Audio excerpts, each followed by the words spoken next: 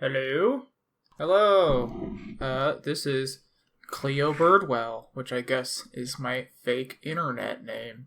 I figured I would make a video on this game a little differently. I really like lists and keeping track of and constantly changing my favorite things and making 3x3s. And this YouTube channel has been just a fun little project to see if I could say something about all of my favorite games. Because I like to be able to explain why I like the things that I like. Because it helps find more things that I'll like. And I reached this game on my 3x3, which is Yu-Gi-Oh! World Championship 2011 over the Nexus. Which is this incredibly crummy, low-budget Yu-Gi-Oh! Game that I love a lot, because it's cowboy-themed, and it's an encapsulation of one of my favorite formats in Yu-Gi-Oh!, which is the 2011 format. And I think that's pretty cool. But I think the interesting thing that I would say about this game, I kind of already said in the Battle Network video, where I talk about how deck building as a substitute for experience gaining mechanics is a more creative outlet for an RPG.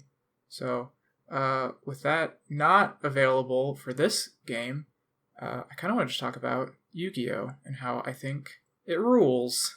It rocks my world, and why I like Yu-Gi-Oh! More than other TCGs. Not that I've really given any other TCGs too much of a chance.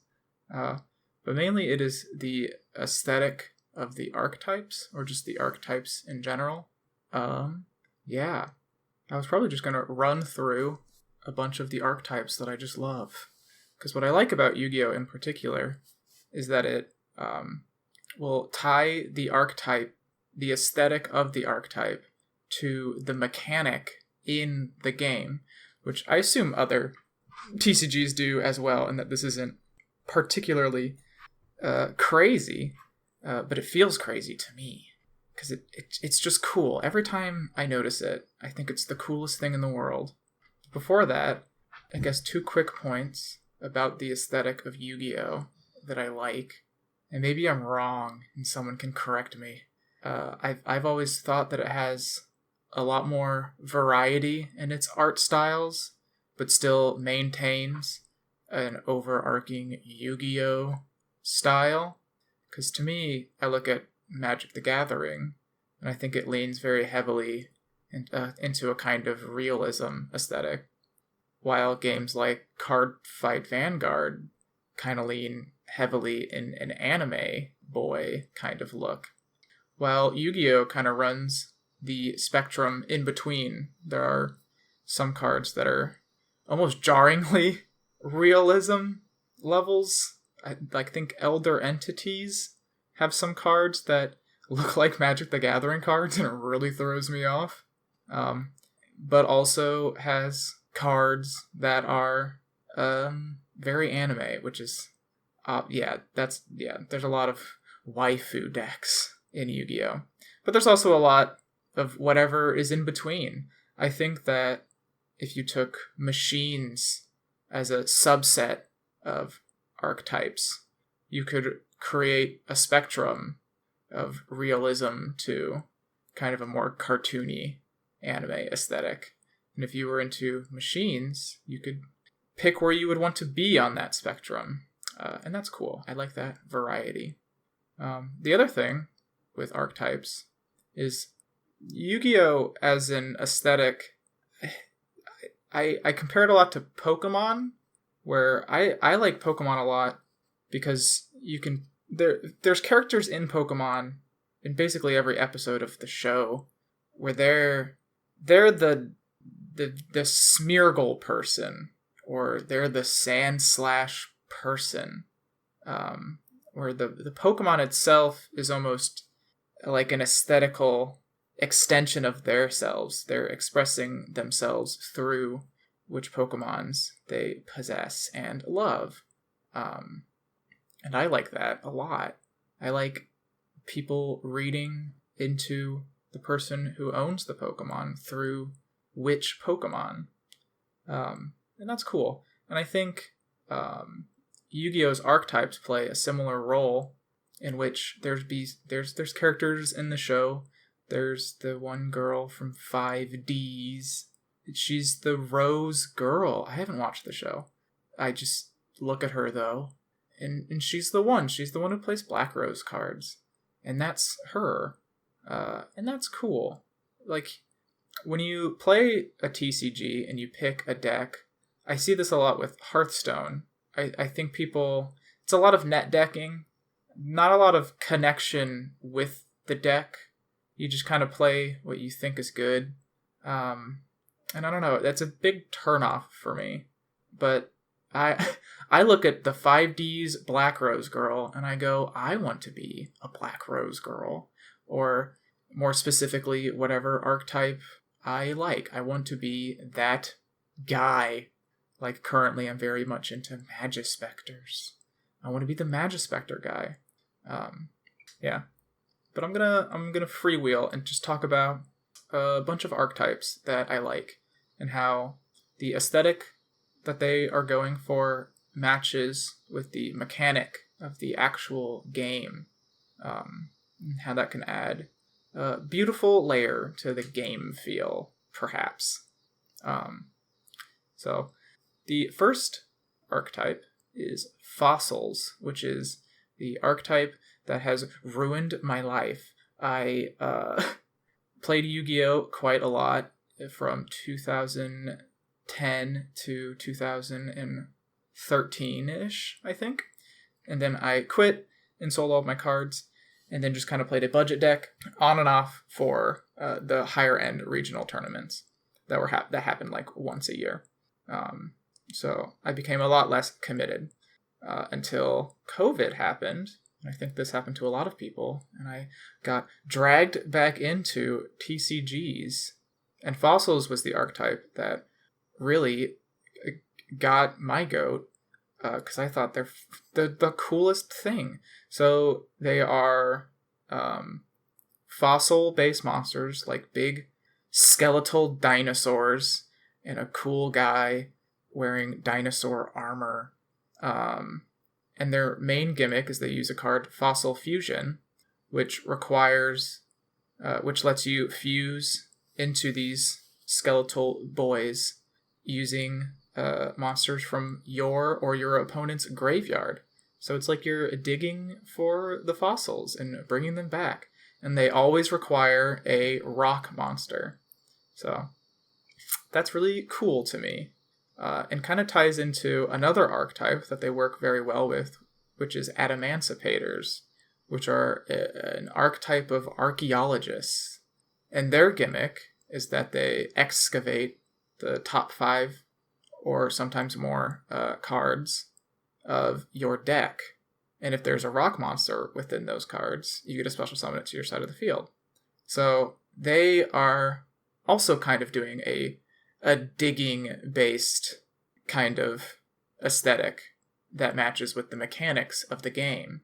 So the deck for them is the hole they're digging. Well, with Fossil Fusions, they're going through the graveyard, and it's cool. The graveyard can just be contextualized as so many different things. There's a machine archetype called Machinas that their main boss monster, although they have quite a few now. Machina, level 7. Machina something. He's got a big glove, big mitten. To special summon him, you discard him and perhaps another card, whatever, to the graveyard, and then special summon him from the graveyard.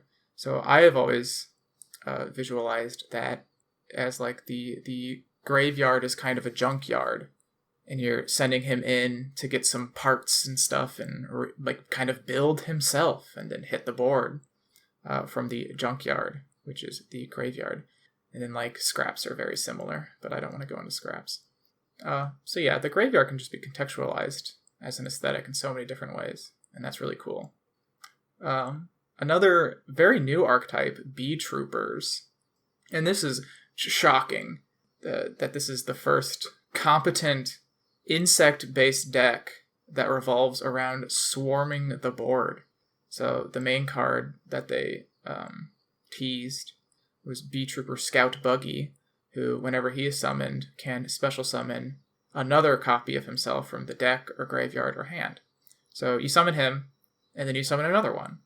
And this, combined with a whole bunch of other bug boys, just leads to hitting the board easy and fast with a big amount of bug boys. So you're swarming. It's like a swarm of bugs. This came out like 2 weeks ago. How did it take so long? All the other bug archetypes were like the Great Moth or the big one, the one from the anime that everyone knows. Cocoon-based aesthetic tied to mechanic, which is not as cool. Not as cool as B-Troopers. Bug boys swarm the field. Another one is Prediction Princesses. This is an archetype that I really like and would love to build, but money, oh god.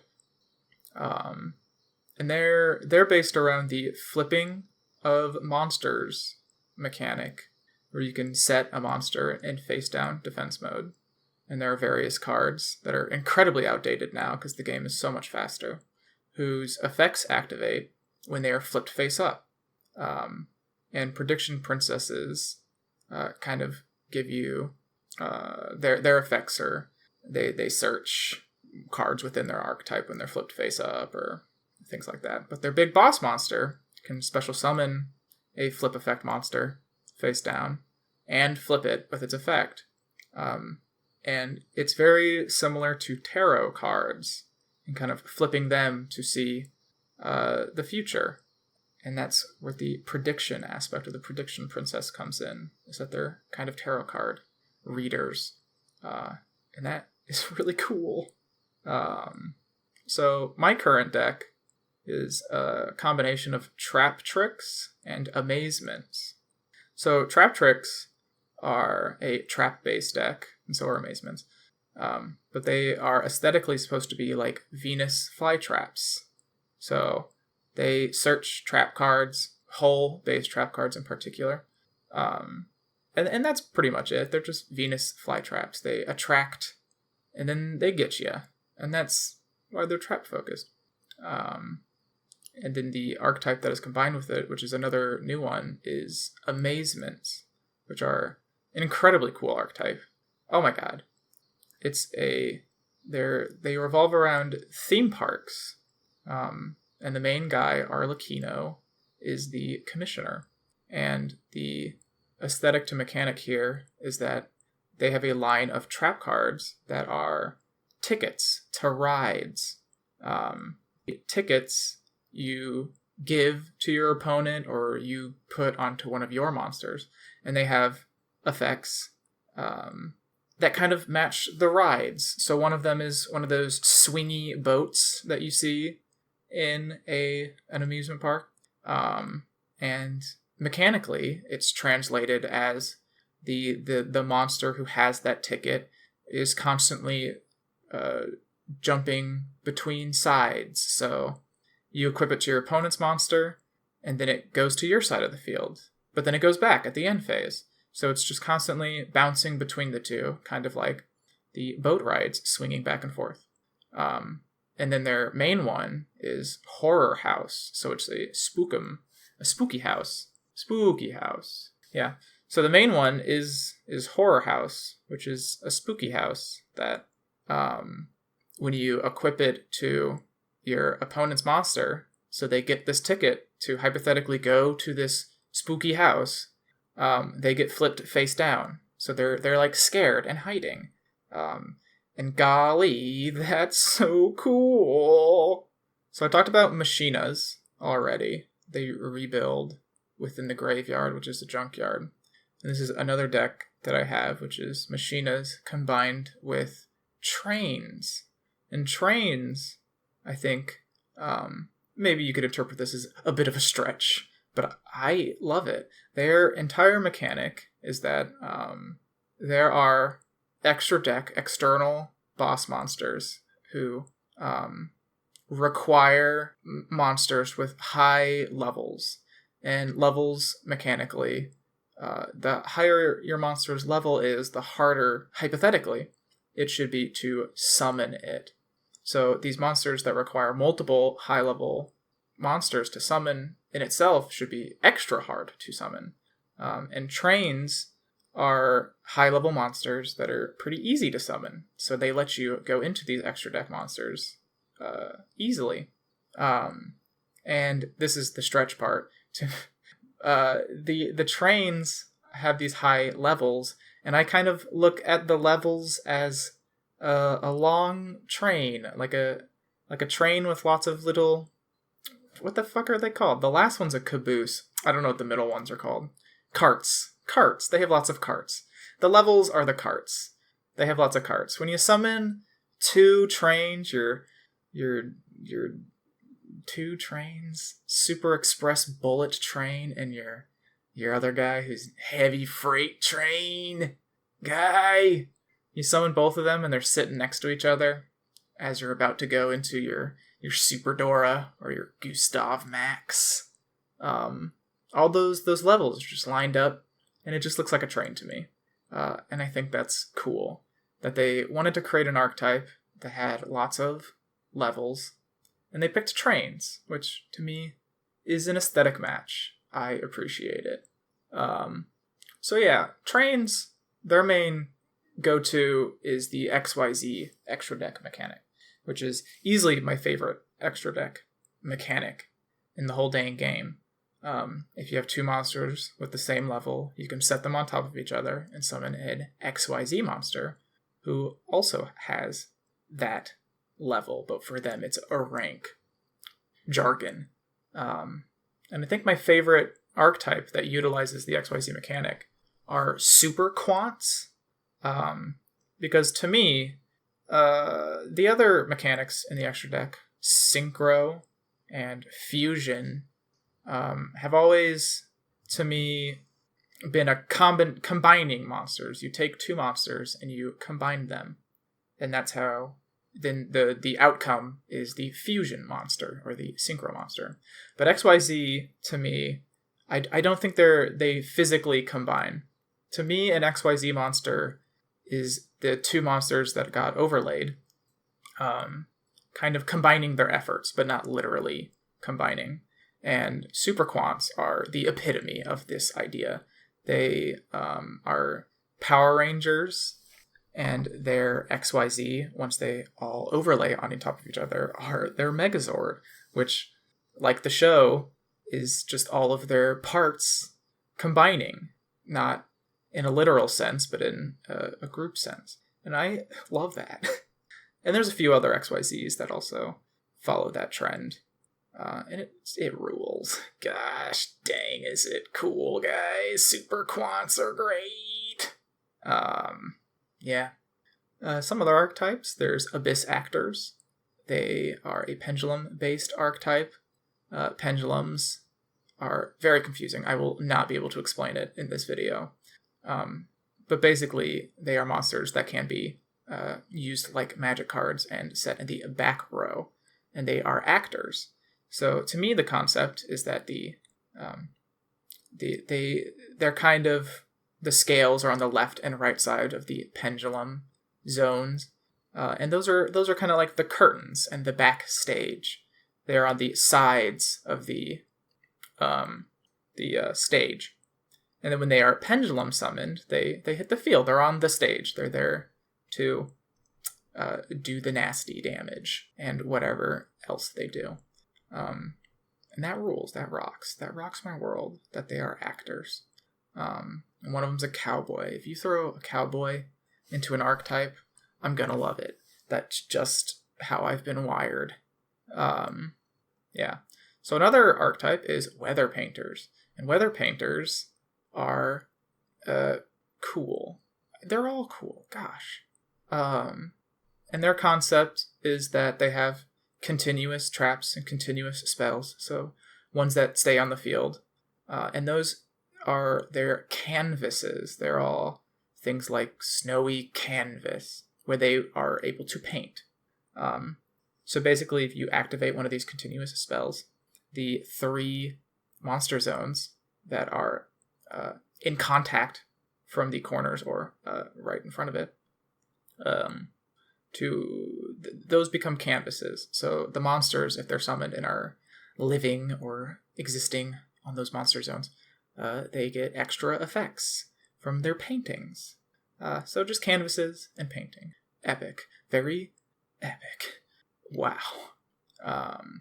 Just a few more. Here, a quick one that really doesn't fit with any of this, but I love him still, is anti-meta, which the aesthetics are there's nothing there. The aesthetics are a mishmash of random guys, and they just have anti-meta-esque effects, and I've just always liked looking at them and thinking they were a ragtag team of unlikely companions. I like that anti-meta monsters never seem to match each other in any sort of aesthetic, and that's great. Keep that up. They're existing outside of the meta. They're the anti-meta, so they don't follow our silly rules of aesthetic and mechanical cohesion. Epic. Nice. Love anti-meta. Watts are bad, but I love them. Gosh darn it. I can't get enough of them.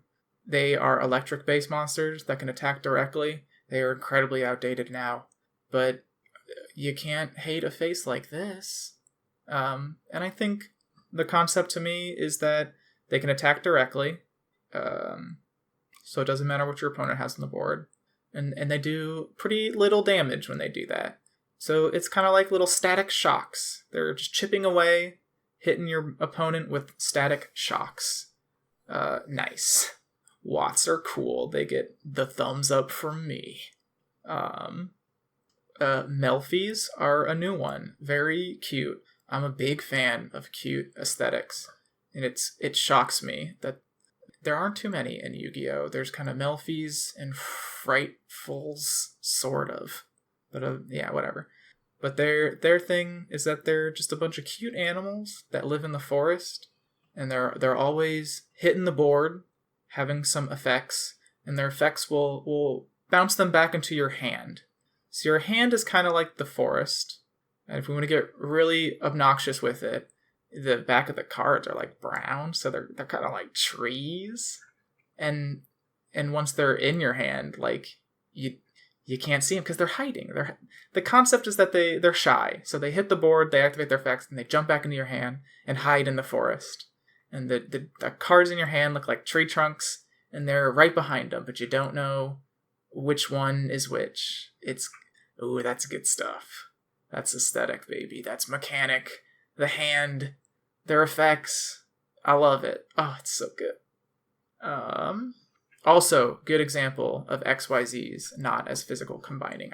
They have an XYZ that I think is literally just all of them hanging out and having a jamboree. And that, yes. Nice.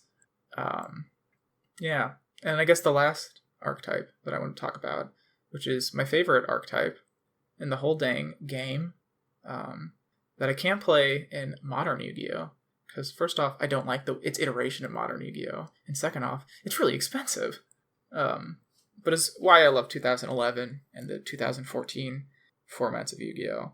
Is Miracle Fusion Heroes.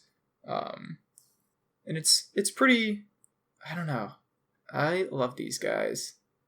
It revolves around 3 of my basically favorite cards in the whole game, which is Elemental Hero Alias, Miracle Fusion, and Elemental Hero The Shining.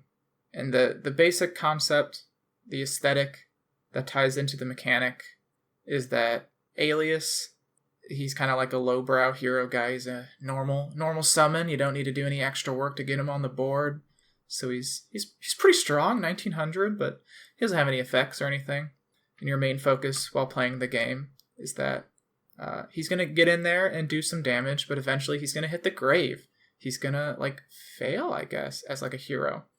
But then you activate Miracle Fusion, which lets you use him as material and kind of have like his second wind and hit the board stronger than ever. It's like any shonen anime or fucking narrative in general, or frickin' narrative in general, where like, yeah, he gets stronger once the adversity shows up. And God, just look at The Shining. He's the coolest fucking guy in the world. Yeah, let's go. And that's about it. I think this was pretty good. I liked talking like this. Will I do it again? Maybe not, but maybe yes. So yeah, Yu-Gi-Oh's cool. Play Yu-Gi-Oh! It's also really expensive, so maybe don't play it. And this is the epitome of freewheel. Right before starting to record, I watched a Cali Effect video that I thought was just really cool, where he spent a budget of $50, which is about the expense of a video game, to build a deck for Yu-Gi-Oh! And took it to locals, his locals, and was basically, the concept is that, like, when I first got into Yu-Gi-Oh!, I basically had a budget of $50, built the deck, and then the more locals and stuff you go to, the more you slowly invest into your deck, and it gets stronger. So, and that's really, to me, the epitome of, like, the Yu-Gi-Oh! Experience, is you meet people, and you're slowly getting more into it. It's cool. I hope that series keeps going. It looks really interesting. But if you're interested in Yu-Gi-Oh!, you should give that series a look into. And if you're interested in Yu-Gi-Oh! But don't want to spend money, download a ROM of Yu-Gi-Oh! World Championship 2011 over the Nexus. Because I love that game. And maybe you will too. It's Yu-Gi-Oh! It's 2011. It's over the Nexus. And it has cowboys. And I said earlier that if you put cowboys in something, I'm going to eat that shit up.